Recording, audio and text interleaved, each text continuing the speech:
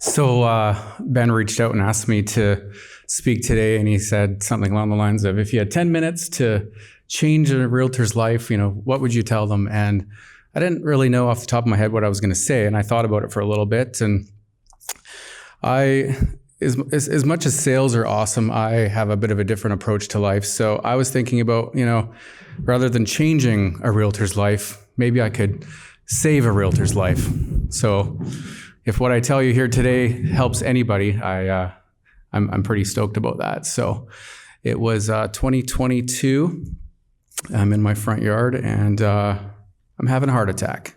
I'm selling 100 houses a year. I got my pockets full, but I never get to spend any time with my family. My friends are all in the trades. They're camping on the weekends. And I'm like, sweet, I got a lot of cash in the bank, but no quality of life, And I decided to drive myself to the hospital because that's what you do when you're having a heart attack. You drive yourself. So on my way to the hospital, I get a call from a realtor. I don't know if she's here today, but she says, Jeff, I got an offer on one of your listings for you.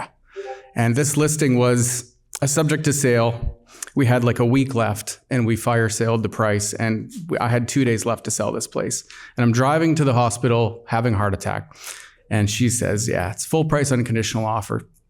I'm like, well, I'm glad I grabbed my laptop and brought it with me, because you have to, right? Because that's the slavery that we have here with this business, right? So I'm in the hospital and I'm getting all the tests and I got the cords on me and the doctor's trying to move me from this room to the next room, and just hold on a sec. I'm just waiting for these signatures to come back. I got the laptop out and emerged and getting the DocuSign done and just realizing like, what the hell am I doing, right? Like this is the crazy thing about, I guess, people pleasing maybe, and, just trying to make the client's dreams come true, right? So yeah, had the heart attack, got shipped from one hospital to the other by ambulance, and got sent right into the surgical ward there. And the surgeon says to me, "You're a lucky man." And I said, "Oh, why is that?" And he said, well, with the blockage that you had, he said, normally we don't operate on this. You go to the morgue. So I was 42, 5 kids, beautiful wife, 28 years. And it was just like, it really hit me like, what am I doing, right? What are we doing? Like, how many of you guys would consider yourselves workaholics? Raise your hands if you think you're a workaholic. Okay, keep them up. How many out of you guys have a day off a week that you schedule and actually stick to it? Okay, so that's not a very good percentage here. So there's something called, I'm going to try to pronounce this properly, but it's called the circaseptan rhythm, okay, which is basically a circular 7-day cycle that happens in the human body, okay? The Jewish people keep the Sabbath, right? And it's a concept of having a day of rest for yourself. So that was the first thing that was implemented in my life to give me some change. And then after Ben and I were speaking, I got thinking about how can we have help?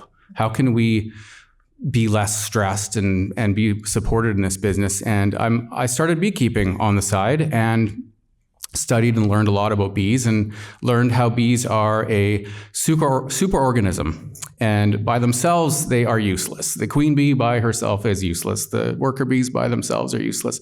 They work together as a whole to work together for the greater good of the whole thing, right? So they rely on that synergy. The definition of synergy is what the combined efforts of all of the individuals is greater than like all the individual efforts. I probably butchered that, but you get 1 + 1 is 3, basically. Yeah, eat less. So I kind of looked at that concept of like, how can we support each other? And, real estate's very competitive. We're afraid to kind of share our special sauces, and we're afraid we're going to lose the listing if we give out stuff. And I have a very different approach. I come from a trades background where we have apprenticeships. You have your journeyman, and you teach someone for multiple years and they learn. And in this business, there's really not a lot of that. So, everyone in this room has different gifts, right? Everyone is good at something and bad at something. And if we're all by ourselves, we're going to get stuck in that. And I really feel like the collaboration of working with the other realtors is key to it, because We can create like a mentorship, an exchange of value. You know, if you're a busy agent, you have tons of sales, but you're too busy with admin, there's a new agent that's come in that maybe likes admin, has all the time in the world. Hey, why not exchange? Hey, how about I help you? I train you, I mentor you. And in exchange, you can help me where I, need some help. So it's about creating, those win-wins with people and really just growing your business without being the bottleneck. Like if anyone's ever read the 4-Hour Workweek, being the bottleneck of your business is like the worst thing, right? Because if something happens to you, it's over. So having a lot of people that you can rely upon. So I'm focused more on the relationships, the client care, the follow-up, and having the team. And even I have relationships with a lot of agents who are not on my team that we just have these agreements to help each other out when we have a need. And the conversation is never, well, what's the split? What's the commission? You got to get that completely out of your head and you just got to help people. So so I just want to encourage people to collaborate, to take time off for yourself, to balance your life. Sales are great, but they're useless if you're dead. So it doesn't matter. You got to be happy, right? So hire an assistant, help each other out, offer to help people, ask each other, what do you need? What do you have? Do I have anything I could offer you? And just kind of have a value exchange with people and create some win-win opportunities for them. So I like how a couple things there. I like how of course we want to get commissions off referrals and different things like that, but to have the mindset of let's just help. It's just an interesting run, right? It's just a different mindset. Well, and you're going to compensate them fairly, but if you ask someone for help and the first thing they say is like, what's the cut? It's like, you're just not my guy. But you ask someone for help and they're like, how can I help you? Where and when? I'll overpay that guy, that girl, so it always works out. So if you were to give yourself advice, so now you are today who you are, and you've seen this crazy man just working his face off, and what would you say to that guy? Before pre-heart attack, Jeff. Get help before it's too late, because it was close. Like I was like 95% blocked on my main artery, and I was after the surgery. I'm like in the hospital bed just bawling because I'm just like, man, I almost left my kids to have to raise themselves, and it's just in 42. So that was hard. So I would say don't wait till you need help to start it. Get it now and start building on that.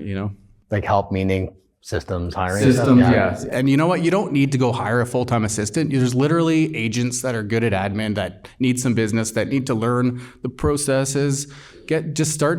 Starting small. Start with maybe subbing out a little project, subcontracting out a little, organizing your database. Or you don't have to take on a full-time salaried assistant. That's the all-in version of it, right? So, yeah. Amazing. Thank you, Jeff. Thank you.